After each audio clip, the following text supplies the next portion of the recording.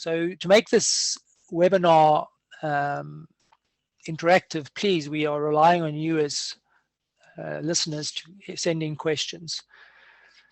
So for those of us who work, so I want to ask a question to Jeremy. Jeremy, how big is this problem, do you think?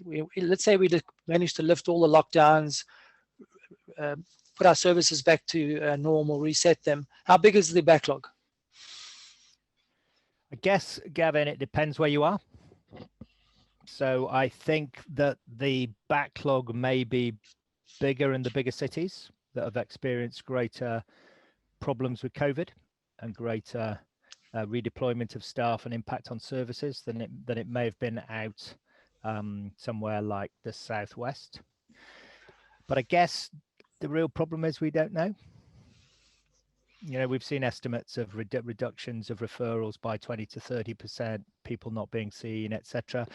I think we have no idea what's coming. So let's go to David. David, you actually mentioned some figures. Well, some figures were mentioned at the MS Trust conference about how much prescribing of DMTs is a rough estimate of the backlog in terms of DMT people starting on DMTs.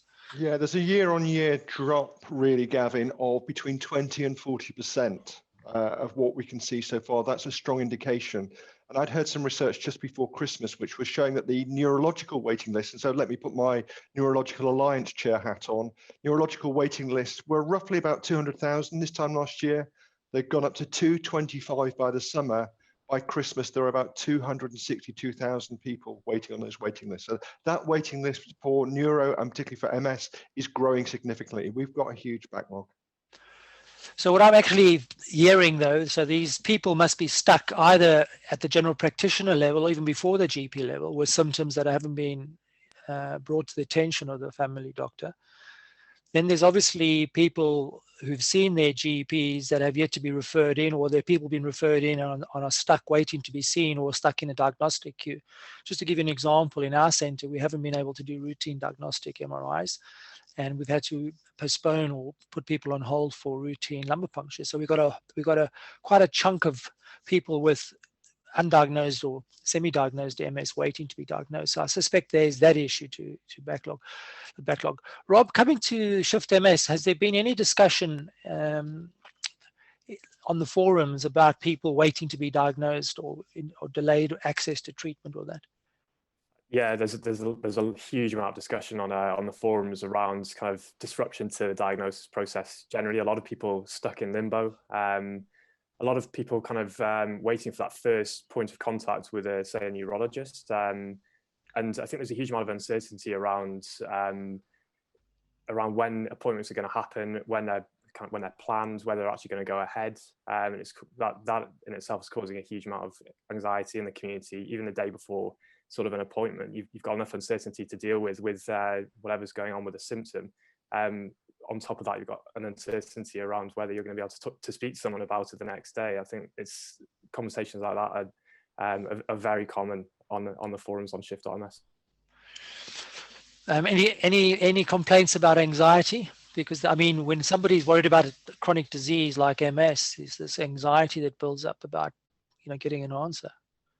Huge amount of anxiety. I mean, the impact to mental health generally for the general population over the last year has been significant, but for communities that are already experiencing heightened levels of mental health kind of challenges, I think it's twofold. The uncertainty for the MS population is sort of, I guess, being massively impacted in the sense that you've got clinical appointments, you've got uncertainty of vaccinations and how vaccines will kind of interfere with treatment plans.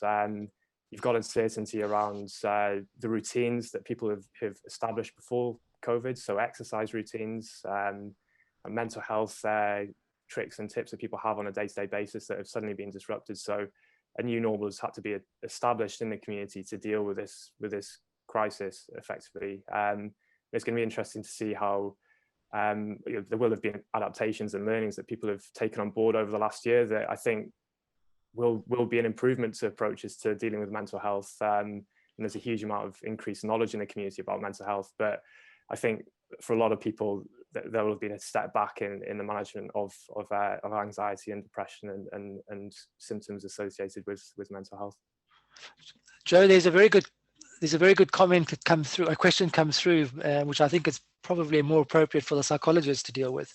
It's about, I have several young people, this is from Miranda, who are literally making themselves sick with anxiety, panic attacks, nausea and vomiting. I assume these people are waiting to be diagnosed and suspect they may have multiple sclerosis. Is anything we can advise these people to do in terms of self-management? I think there's some good information out there in different places. I've got a list of resources I can forward later if people are interested. For me, one of the really important things around managing younger people or everyone else is some recognition that anxiety is normal. It's a normal response to distress. And so many people are very distressed. So sometimes I think we have to resist the jump to anxiety and low mood being a mental illness, and to just start to think about it's actually a normal response to our situation. Because I think if something is a normal response, we respond really differently, both psychologically and physically, to ourselves and to other people. So maybe we should empower the teams, MS teams, to put out that message in a way that helps patients deal with the weight. Yeah, I think that's true. And I mean, I've been doing a lot of work with MS teams around self-awareness, because I think a lot of things start with ourselves and beginning to get to know ourselves better and what's coming up for us in terms of our difficult thoughts and feelings. Because otherwise you're going to end up with people, well, people are already quite close to burnout.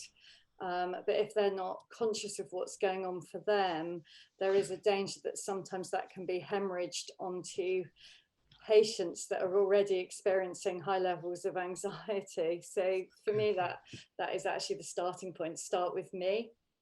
Okay, well, that's a very good advice. Freddie, can I come to you? Because one of the other drivers of this tsunami is the fact that we've just recently had 2 treatments licensed for people with progressive disease, one for primary progressive and one for secondary progressive disease, and they're both being green lighted by NICE, and they're now available across the country. And there's this pent up level of expectation from people with more advanced progressive disease. Are you aware of, from the MS Society, what that demand is? How many people are hoping to get onto these treatments, or expecting to get onto these treatments? Yeah, so I think every time there's a new treatment, especially if it's for any form of progressive MS, we get so many calls, we get so many inquiries, and people, really hoping that will work for them. But often, that it won't actually work for everyone. They won't all be eligible. So I couldn't say exact numbers, but I think we've known for a long time that it's coming. It's now kind of here, and we need to find a way of managing that. And I think what one of the other panelists said earlier about part of this sort of managing expectations, I think that's where the MS charities can play a really positive role in making sure we get the right information to people. But obviously there's the issue of dealing with that demand from the patients that are eligible. That's really difficult right now. Yeah, so we actually having a problem in our own centre predicting or interpreting that demand, because it's not just patients with progressive disease, but they need scans, because part of the definition for these treatments is they have to have active MS. In other words, they have to have new or enhancing lesions. So there's a whole increased demand in our scanning, for example, and we've got an enormous backlog. Jeremy, you just finished this audit. Were you finishing an audit across the country? So what is the issue with manpower? I mean, prior to COVID-19, we had a manpower problem, so how big is the manpower problem, do you think, across the country?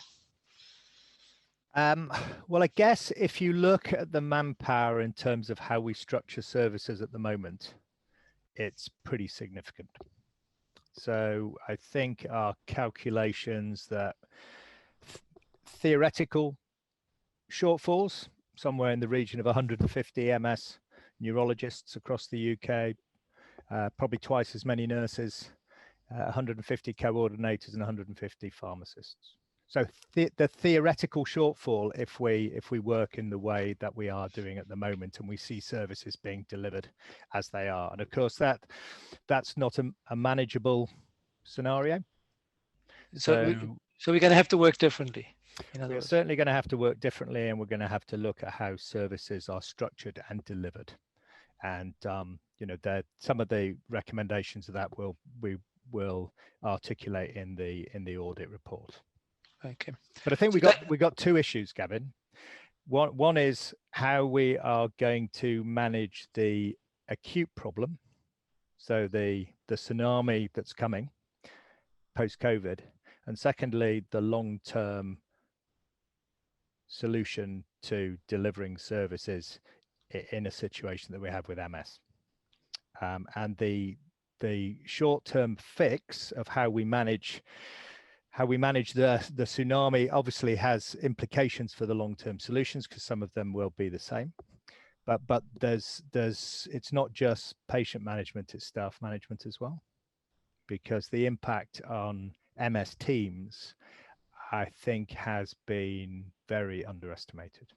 So we've got a huge impact on patients and a huge impact on staff. And together, the potential for a disaster is very significant. Yep. So you've highlighted just the staff, and the other bottlenecks. Just to, for the listeners, some of the bottlenecks include MRI capacity, for example. As a matter of one example, a lot of our diagnosis, monitoring, and classifying of patients actively requires MRI. David, you want to make a comment about some of the centres? Yeah, I'm picking up, well, certainly I'm picking up a version of the R rate. We've just had the MS Trust conference, and I've been hearing from a lot of people who are now considering retirement when they weren't considering it before. So I'm hearing there's going to be a huge wave of retirements this coming summer, both amongst MS nurses and also neurologists as well, which I think which is deeply worrying. But I'm hearing intel from a number of centres where the commissioners have come up with this solution of trying to average out their money that they're spending on services and taking away, effectively reducing the speciality and having a general neurology service instead. So we've had a number of concerned allied health professionals reaching out to us and saying, what can you do to help us and help protect these specialist services? So we're going to be talking to a number of commissioners over the next month or two, but I think that's probably going to be a challenge in large parts of the country. Okay, there's some comments coming through.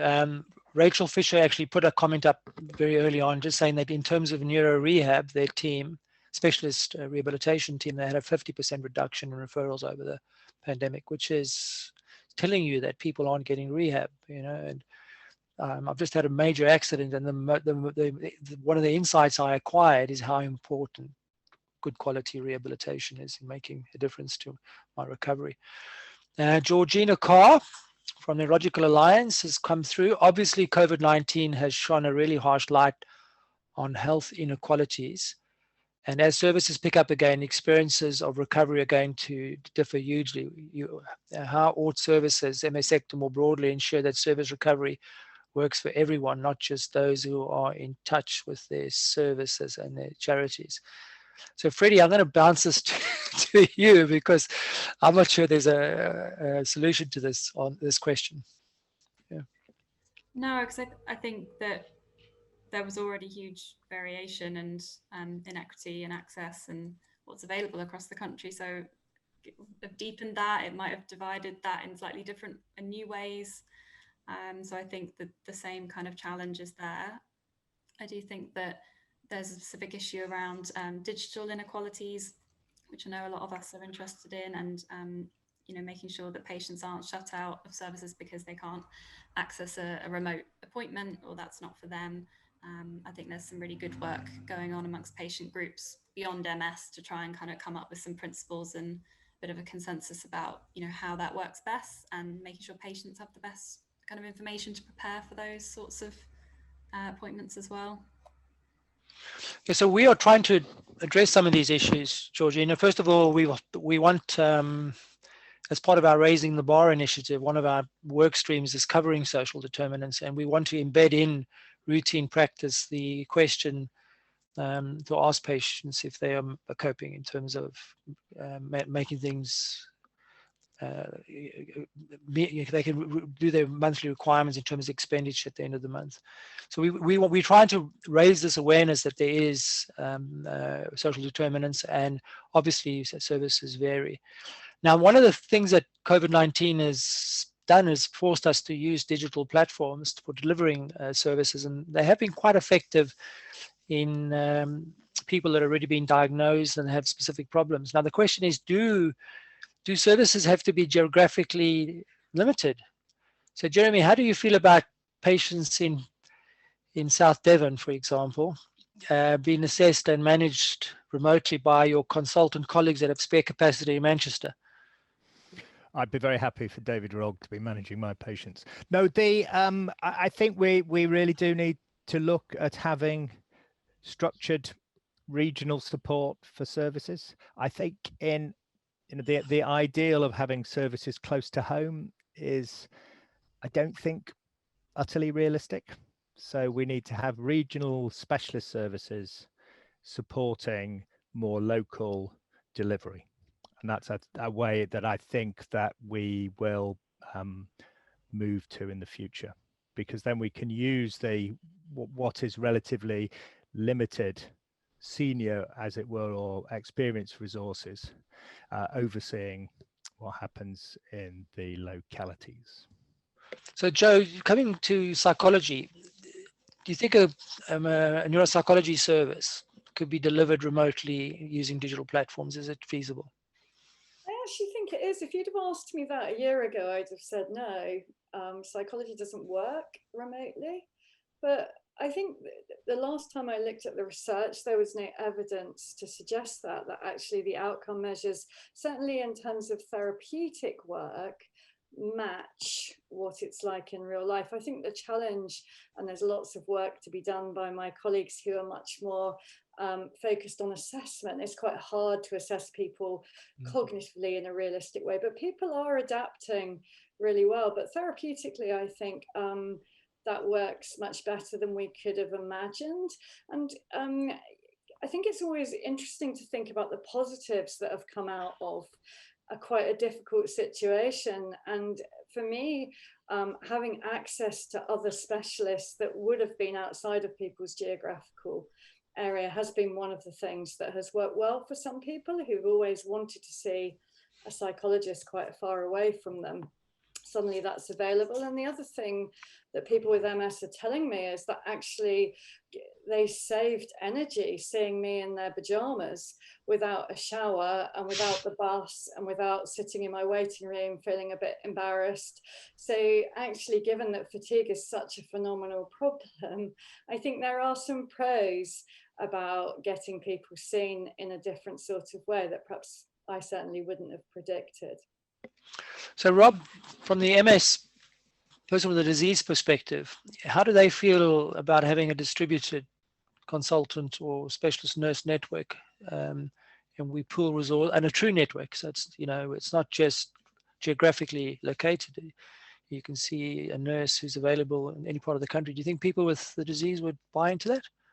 I think there would be a certain level of buy-in. I think what a geographical kind of centric approach gives you is that there's an understanding of the lifestyle factors that patient's experiencing that perhaps would be missed with something that's more kind of networked and spread across the country. I mean, we're a global network, and something we always try and do is foster local connections, because they work beyond the kind of a shared disease. It's a shared understanding of what you're kind of experiencing on a day-to-day basis, and that could be what the local school network's like, what the local kind of employment kind of schemes or opportunities are like. And I think they all factor into an understanding of how an individual's doing with a condition. So I think there's a balance of access to care, but also understanding of individual patient needs that shouldn't be lost if that service is spread across the country.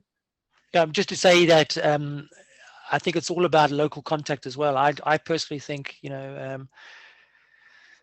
you need the local connection, particularly certain services have to be hands-on, and if you don't have that local connection or coordinating that care is difficult. You'd have to have very specialist systems in place to be able to do that. Jeremy, do you think you could get away without examining a patient to make a diagnosis of MS, for example? Because I mean, how do you feel you have to examine a patient? Not always. I think that in a number of circumstances that we can diagnose MS without seeing people, and I think it may be under those circumstances reasonable to have a diagnosis over a video call, but it does require certain things to be in place. For some people, it would be very difficult to be accurate without examinations, and I guess it's going to be largely on a case-by-case basis and dependent a bit on services. So a lot of people come to us through the general neurologists, and therefore they will have already been examined, etc. So under those circumstances, I don't think we necessarily need to see people. Yeah, I know some of our more cynical colleagues, I agree with you, have raised the issue of legal implications if you don't examine patients, but that's another debate. I don't think we should get into the legal aspects, but I mean, so it is feasible theoretically to run a distributed MS service to try and deal with the tsunami. David, do you think the MS nurses as a group would be up for being pooled to run almost like a call center, basically, distributed call center? I think that will be a really good idea on top of the service that we've already got. I think the challenge is we've got some of our services are so thinly stretched that if we ask different of those services rather than on top of those services, I think we'd just be adding to the problems that we've got. I think by and large, the MS nurses that I know are the driving force. They have most of the connections. We know from the My MS, My Needs report from the MS Society. Most of the connection is with the MS nurses. So we need to, I think, let's build it. If we're going to build a new system, let's build it around those nurses, but maybe having a thin, small virtual network around the country but still face-to-face, because there are about a third of people that I've seen on surveys who still want face-to-face appointments. And I think the thought of people being diagnosed with multiple sclerosis at one of the most traumatic times of their life, virtually or on the phone, has happened during this COVID period of the last 5 months, last 15 months, is horrific in my view. Yeah, so obviously we're going to have a hybrid system, but I'm just thinking about putting in place, using the technology platforms we've got to try and distribute the work. I mean, a lot of service industries have outsourced theirs or offshored their work to, say, places where labor is cheaper. And Miranda makes a point of using online question or a simple checklist.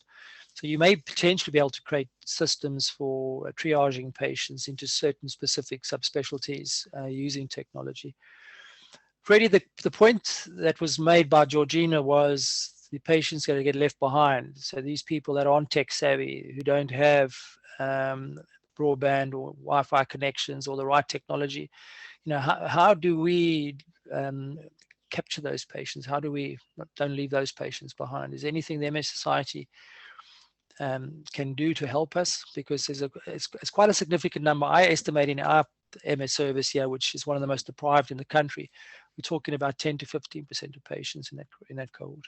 I think what was mentioned just now about the right triage tools and kind of also looking at patient activation measures and whether you kind of screen and can understand from the beginning what's going to work for that individual and how can they communicate and what tools do they have. I think that's important. I think, as I said before, we can play a part in making sure people do know how to do these things, the practicalities of virtual appointments for those who feel nervous about it, kind of play a reassuring role there. But obviously for some people, they just won't be able to do it. And I think it needs to be kind of caught really early on and make sure that they're not sort of sent down a track of, opt-in when actually they do need more close kind of check-ins and people ensuring that they do get seen face to face.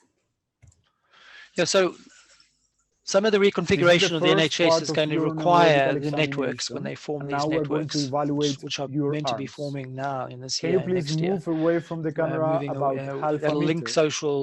social care with primary care, with secondary and tertiary care. Now, can you please that put your arms is all the very way up difficult in the air without above your head? link work. I think the solution, and David, this is something I didn't get a Please chance now to discuss put your with you on arms our all the question way and up answer in the session. air in front of I think we your need a camera new, like the close your eyes. foot soldier doctors in low-income Open countries your that go eyes. out from home to home to roll find your the medical fingers problems. in We're front of probably the going to need camera link like workers. this.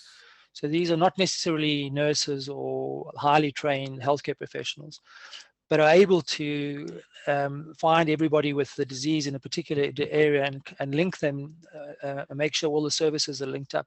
Has the MS Trust done any work on using link workers or foot soldiers in the community to do this? Not necessarily as you described, but what we have done, Gavin, is we've developed a role called an Advanced MS Champion, which is trying to sit outside of the team. So we've had 6 pilots up and down the country and trying to signpost people both to the NHS services, but other services outside of the NHS as well. And that's proved to be really effective for the individual, but also saving a huge amount of money, around $350,000 per role per year for each of those advanced MS champions. So there's a win-win there that's there to be had if people will think radically.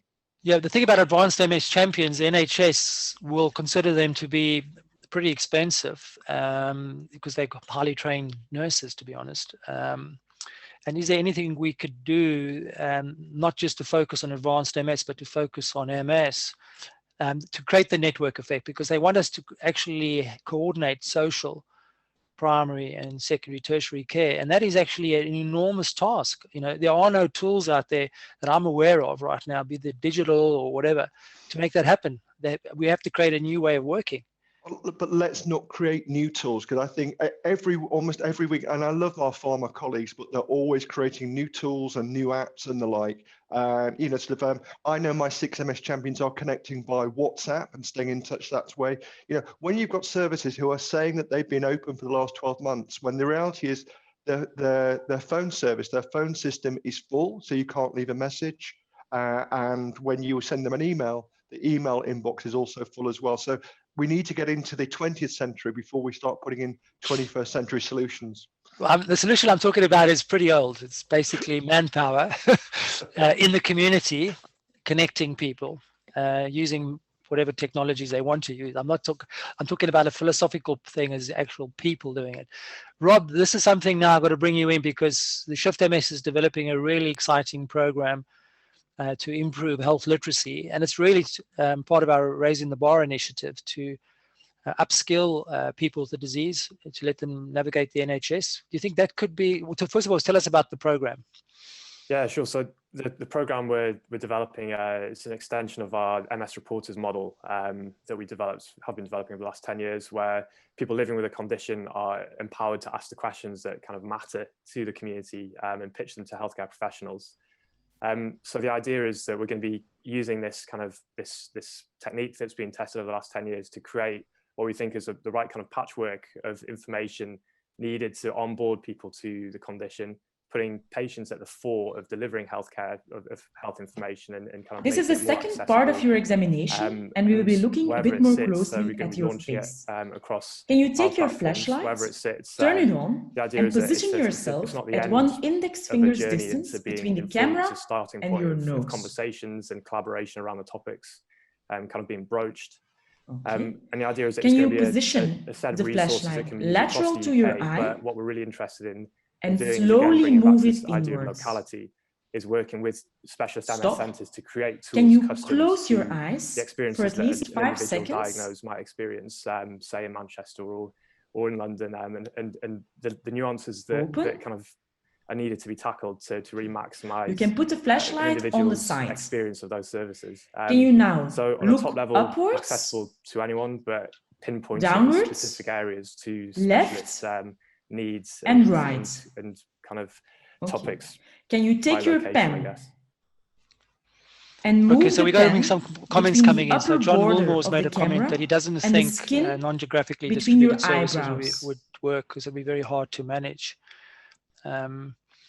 I say yes and no. We're doing it right now. One of our MS nurses has been stuck locked down in Spain, and she's managing fine. Actually, I think she's been more efficient because she's not here. She's got no distractions but to run a remote MS nurse specialist role. She probably want to take my head off for saying that, but I do think she's working very effective. So I think it's a matter of organizing it and managing it. Then Philip Seddon's got a question. Do the panel think upcoming NHS structural changes will enable more network services or exacerbate average by averaging spending on non-specialist services? So this is a question for Freddie. Freddie, do you think the structural reforms that are going to happen are going to worsen MS services, or is it an opportunity for changing them? So I think there is an opportunity if it was done a certain way, but there's definitely some things that we're worried about. So the plan changes involve devolving some of the funding for specialised commissioned services. We don't know yet which they would include.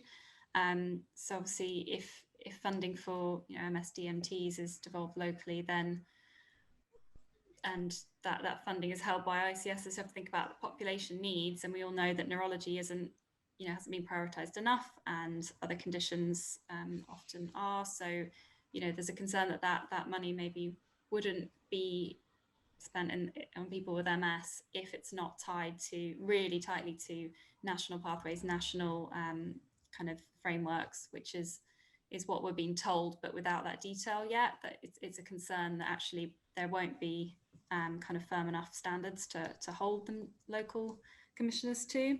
So I think that's one concern. Obviously, the opportunity is that services, community specialist services are more integrated, which would be fantastic for people with MS if they didn't have to repeat their stories. Their professionals are working well together. Our surveys of people with MS have consistently found that when professionals are in touch and working well together, people have a better experience of care. And so I think that's the potential, but we want to keep an eye on making sure that this is the third part of your neurological examination, well. And now we're going to evaluate your gate. Do you think so I want you to please put your camera what's the on MS the Trust's floor opinion on as this? vertical as you can, so we can see your feet. Well, let me give you a and then please stand up about 1 meter away from the camera. Chair. And I think the reality is we've got a bit of a bun fight at the moment. I think MS services are going to take a dip as things stand.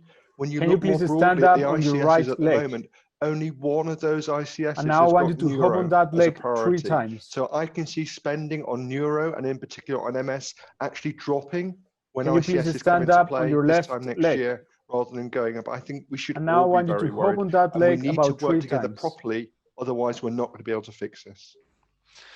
Yeah, so this is the question: is how do we all work together properly, and how do we fix it? So and then that's one of the problems. Is the decision making is quite diffuse. You don't really know where the touch points are for making the NHS drive or create a specific pathway for MS. Jeremy, you got any ideas how we as an MS community, and let's just take one simple one, okay? Get the adoption of quality standards and a national audit in place. Let's get the adoption of a set of better standards, because the standards we have at the moment don't really assess MS services. So how do we change the quality standards and then get a national audit in place? I guess there are some planks here about the way that we can move forward, and these have kind of come through us from the audit. I think we have to be very clear what we want to do. I think we have to work as a community much more closely than we have to.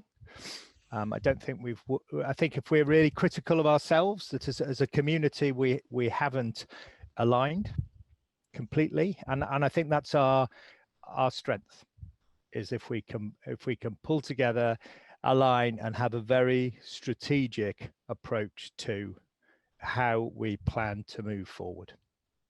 And and we need to maximize resource usage. There's a lot of waste. There's a lot of waste, and we've seen that. One of the things that is the recommendations from the audit, which in part I guess is a rekindling of a previous piece and is in some ways happening, is a Pharma Alliance. Pharma puts a massive amount of money into MS care in the UK, but I think there's a lot of wastage. I think there's lots of duplication. I think there is lots of money going to third parties, profit-making organizations, which could be better spent to improve patient care. So there are a number of strategically based things that we can do. And I think if we are aligned, then we have our maximum chance to influence going forward. And in that way, if we're aligned and we're agreed on standards that we can try and bring in, then I think that's the way that we can pick up on these processes. And I guess one of the things that for us doing the MS audit is we think we've had excellent engagement from the MS community. We've got 70 sites have participated. The majority of those have agreed to one-to-one interviews for their service information. And I think what you see from that is that everybody's struggling with the same problems in their individual places. And therefore we have to come together as a group and try and influence at a national level, not at local levels.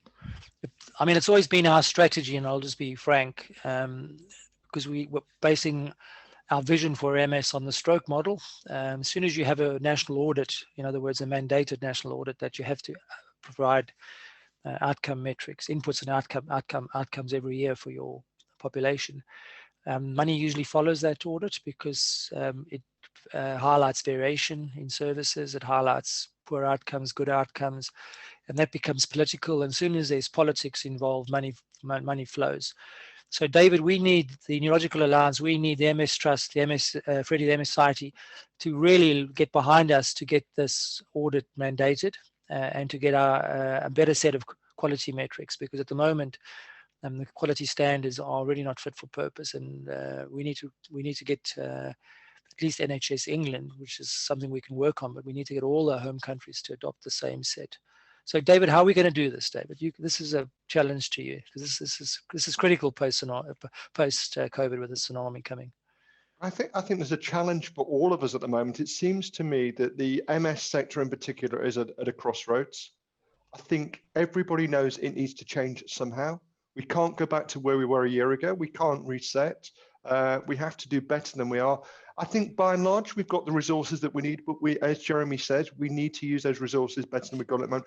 I think maybe we've almost got to find a way of having a summit, some sort of, I know one of the people putting a question onto the portal today is saying about having another risk sharing scheme. That might be going too far, but I think Pharma is also in agreement. Pharma wants to sit around the table with the rest of us and think about how we can do these better. So I think we need to get all the wise heads in one place at one time. But I think Jeremy's right. It might be called standards. Personally, I think I'd rather us focus on outcomes. But at the moment, we don't even know how many people are being left to go to A&E or having too many hospital nights in hospital because we're not even counting the basic data. Well, we do have that data available. It's just that people don't not aware of it and don't use it. And that's one of the things that Jeremy's work stream in our Raising the Bar initiative, which is the data and audit. And we've now got this HES data dashboard that will be available via the MS Academy website that will allow people from individual centers to drill down into the data. At least HES data, is flawed as it is getting better with time. They'll be able to track and compare themselves to other parts of the country in relation to unscheduled or emergency admissions. So I think we need a data. I think going forward, we're going to have data, and data becomes powerful when you use it properly. The problem is we're not using it at the moment, and this is one of the things we're trying to do with our raising. So I mean, just to reiterate, everybody who's in an MS center that's not participating in the audit must contact Jeremy or David or Joel or Matthews and participate in the audit. You've got to be part of this, and then also come to our Raising the Bar meeting It'll be either hopefully face-to-face in November or online, so you can understand what we're trying to do as a community. And the good thing about it is the MS Society and the MS Trust and all the organizations that are relevant will be there. So Joe, have you got any comments to make? You probably sitting outside the NHS thinking, God, it's chaos, but it does work though. Despite it being chaos, the NHS works. And proof of that is the COVID-19 vaccine program. You know, when we put our minds to things, we can make things work. And I don't see why it can't happen in MS. I'm certainly not thinking that. I'm a big fan of the NHS. My mind still beats me up a little bit about leaving it, but I was slightly concerned my own children would end up in psychology clinics if I stayed as long as I'd like. So, and I think you're right. I think the resources are often wasted, and it comes back down to everybody being on the same page, and that old-fashioned singing from the same hymn book. I don't always see that happening historically. I think pharma is a massive asset in MS that is not available in many other disease specifics. So that's the first thing I'd think about. I'm not up to date in all of this strategic thinking, but there's a lot of wisdom you've talked about. The other thing that kind of I started to think about as you were talking is going right down to the bottom and starting to just think about why, as humans, we don't find it very easy to stay on the same page as each other, and perhaps recognizing that when we start to think about change, all I have control over is my arms and legs and mouth. And as individuals, what do we want to do with that? I think we're much better at telling other people what they ought to do with their arms and legs and mouths. I'm not meaning this forum. I think this is amazing. It's great because we're all using our resources in the same way. But I do think that's a big problem in many different areas on the ground. And we need to start there, perhaps thinking about where the conflict comes from, the anxieties that come with competition, and the reasons that people end up going head to head rather than standing arm in arm, I guess. Okay. All right, Rob, coming back to you. Okay. Somebody over here made a comment that we need to go back to the service manager, you know, the person who, I think Jeremy's also got an opinion about service managers. From a person with a disease, how did because we try to create this model where they control the services they use themselves. So we shift the responsibility to the patient. This is potentially the old model where there's a key contact for them in the NHS that coordinates anything. Which model do you think will go down best for people with a disease? I think it's having the confidence that a single point of contact is managing everything across the board. I think it would be a hugely boosting a huge boost to someone diagnosed with the condition. I think as soon as you're spreading management where not a single person is an expert, I think unless it's done the correct way, where there's a knowledge is quickly kind of taken on board between appointments by that healthcare professional, and kind of information is disseminated effectively. I think that if every interaction is a learning and clearly a learning experience for the healthcare professional you're faced with, it doesn't instill, in my opinion, wouldn't instill a huge amount of confidence in that individual. So I would say that if it is shared across a team, if that management is shared across a team, then I think there needs to be, you know, each healthcare professional who's new to that individual needs to give the sense that they know absolutely everything. They're up to date on that patient, on that individual before having a chat, you know, having a discussion with that individual. Because I think if it's a Q&A, if it's a Q&A session beginning of an appointment, it's kind of wasted time. And I think someone living with a condition, I think, needs to get the sense that that limited time with the healthcare professional has been used effectively, I think. So a lot of preparation time. So one of the issues we have, and Jeremy, this is one of the things we've discussed many times, is to make any meaningful changes to services, you have to have fat in the system. You have to have bandwidth. So you have to have people with time in their job plans to write business cases, sit down and think, test these and do the audits and do the pilots. And you just said to me, there's such a shortage of manpower. Do we really have the fat in the system to do any service developments? That's the question. Well, I guess this simple answer based on the manpower shortage is it's hard to think that we do. But I guess there are potential ways around that. We know that we're not going to magic up new people into all the posts that we think that we would like to have. So there are things around working differently, using people from different disciplines to work within a team under supervision, etc., etc.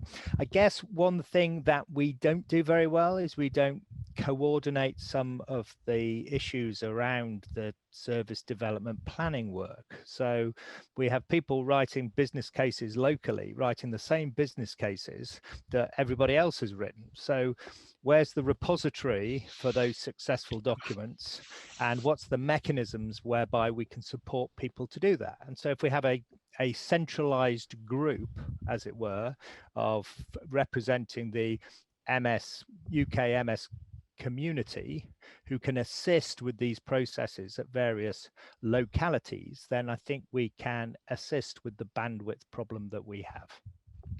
So David, do you have a central repository for business cases on the MS Trust website?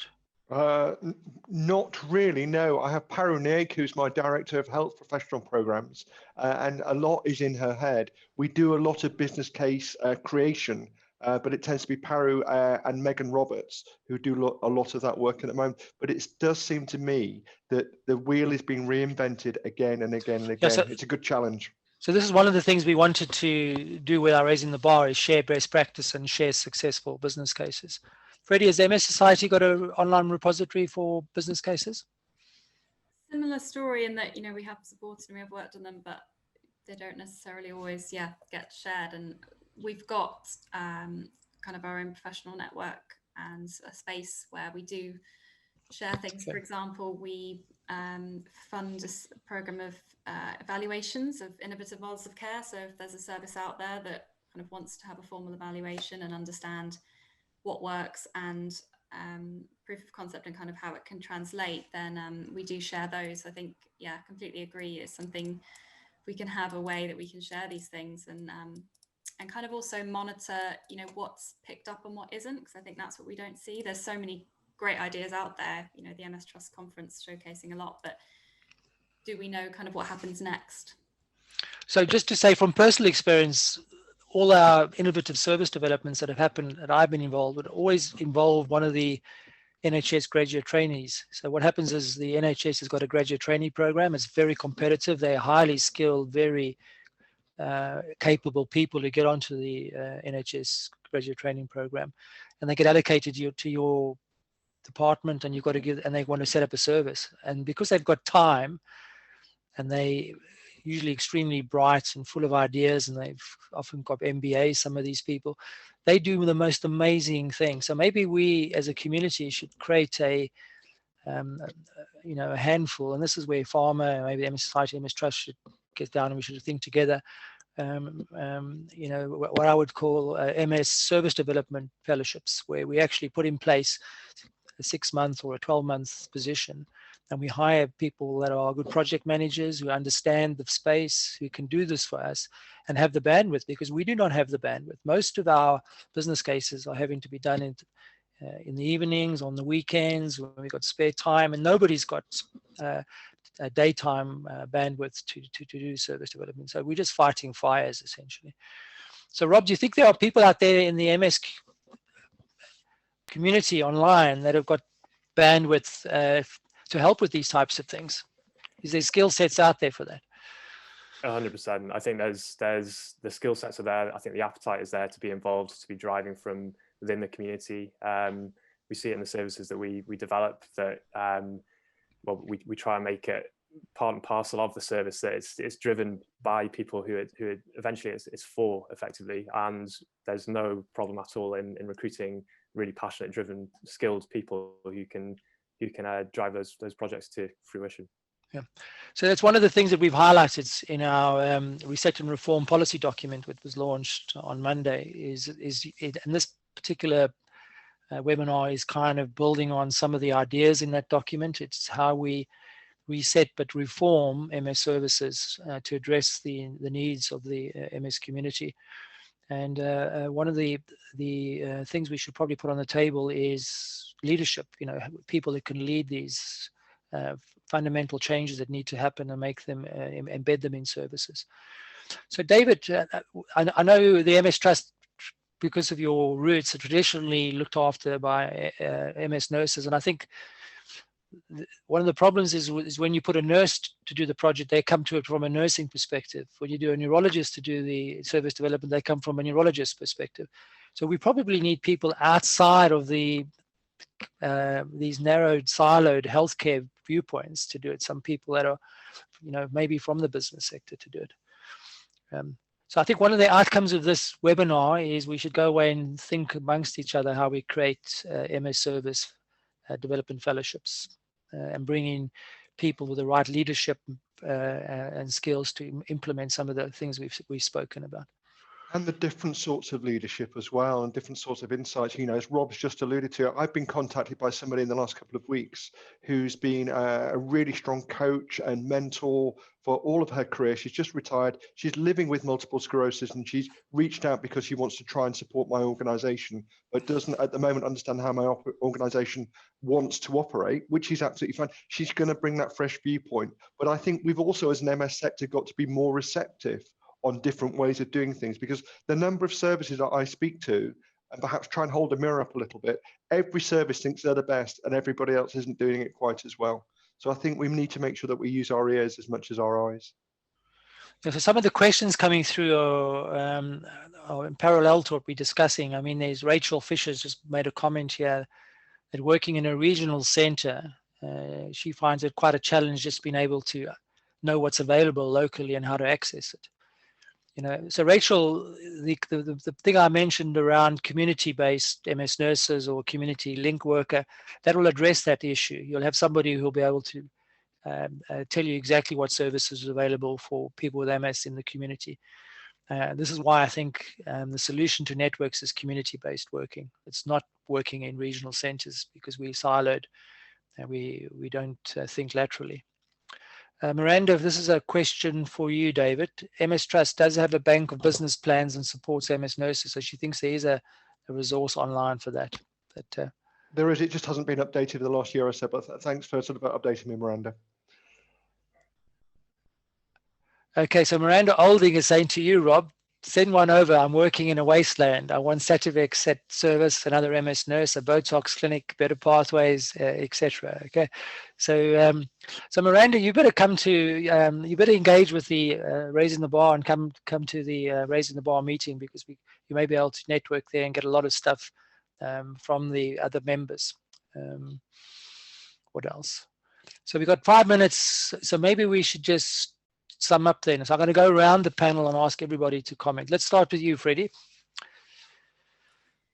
Yeah, I think really, the report that the Academy published on Monday, as you say, kind of covers so much, and there's not a lack of ideas, there's not a lack of desire to improve services, and I think absolutely let's get together and actually try and figure out how we can do that, and the sooner the better. And I think there's a lot of positive things that are coming down the way, an optimum pathway that a lot of us have been working on, work going on to generate some actual outcomes and patient-reported outcome measures. So there's lots going on, perhaps more than ever. So I think it's a really good time to make the best of it. Joe? Let's come together as you're suggesting, but perhaps also let's, as individuals and services, ask ourselves honestly why we don't always come together effectively. Jeremy? We're at a crunch point, aren't we? I think, where we have an opportunity, and I think this is where we come together. We are strategic, and we influence nationally rather than locally. So which do you think is the best forum for this, Jeremy? Because there's so many players. How do you mean the best forum? Yeah, so I mean, we have the MS Trust, which is the MS Specialist Nurses, we have the MS Society, we have the ABN, we have the MS Academy, we have Shift MS. So there are so many different players. You know, is there a forum? And there's all the NHS, and there's GIRFT, and there's, I mean, the list of organizations that are involved or touching MS services is just unbelievable. I just don't know. You know, how do we get them all together? Well, you could do it through raising the bar. Yeah. And David, raising the bar, bringing everybody together. Yeah. David, what's your comments on that? I think, well, more broadly, I think let's encourage everybody who's tuned in today to read the reset report. I think it's really compelling, and that's not just because I've written the foreword. I think there's some really good insights there. So that's a good plug on that. I would also plug people to have a look at the draft Optum pathway just mentioned by Freddie. It's on the Neuro Alliance website. It's going to become a reality within 12 months or so. So I think the sooner people embrace that and think how they can best use it, the better. But I think then for the teams, let's think about, you know, let's encourage all teams to think about what they've done during this transformation, this forced transformation over the last 12 months, and think about what are the 2 or 3 things that they've changed that they really want to hold on to as things start to return to normal. 3 things. 3 things. That's my challenge to each of the teams. What are the 3 things that you've changed that have made a fundamental difference to the lives of people living with MS that they will keep doing when we return to some degree of normality? Rob? Yeah, I think just kind of building what David said, I think we've gone from a forced change to a more kind of, well, something that we can tackle a bit more strategically at this point. So I think taking learnings from the last year, I mean, it's quite a unique thing that's happened in our lifetimes, in the sense that the changes that services have been forced into. So there are going to be some incredible learnings there that we won't have had a chance to test out in any other scenario. So I think it's taking this next change kind of strategically. I think we touched on it briefly, but the big takeout for me from this meeting, but also just from our service generally, is the mental health impact and how we can look at building a more kind of driven approach to tackling mental health around that point of diagnosis, but also in ongoing disease management as services iterate and change in the years to come. And yeah, I think that's it. I think the mental health is going to be a key one going forward. It has so much spillover into disease management and getting on with life with a long-term condition. So that's going to be really key. Yes, I mean, for me to complete, David, my 3 learning things is from my personal experience. I had a life-threatening polytrauma, and the thing that impressed me the most was standardized pathways. You know, I went into a trauma unit that was incredibly organized, and I went through a pathway and nothing was missed because there was the box ticking exercise. So I think if we're going to change things, we have to create well-defined, nationally accepted pathways. And attached to that pathway was data collection, audit, so they could see where there was variance and things. So if I'm going to push for anything, we need to standardize pathways, and we have to audit and collect data on those pathways so we can look for variation and implement that. The next thing I learned was when I went back into the community, I was in charge of managing my care. I was communicating with the rehab team, with the GP, with the orthopedic and the neurosurgery teams. I was given the tools to do that. So we really do need to develop a way of giving patients the tools to do that as well from their community. And that really requires health literacy and upskilling individuals. Of course, I'm a neurologist.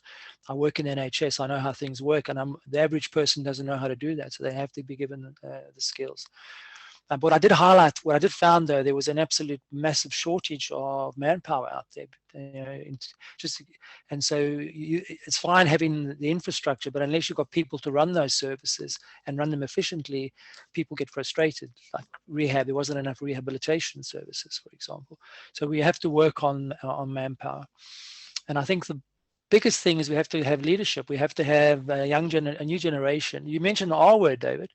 While I was lying there thinking I might not get back to work again, I was thinking about retiring, and the question is, a lot of neurologists, a lot of healthcare professionals are just burnt out and thinking about giving up. And I think we've got to actually say to them, no, it's not time to do that. We need you, and we also need the next generation. So one of the things that's highlighted in this document is leadership. How do we get the next generation of young people to engage? And it's something special, because when you look at outcomes for MS, people with MS in this country, we do pretty well.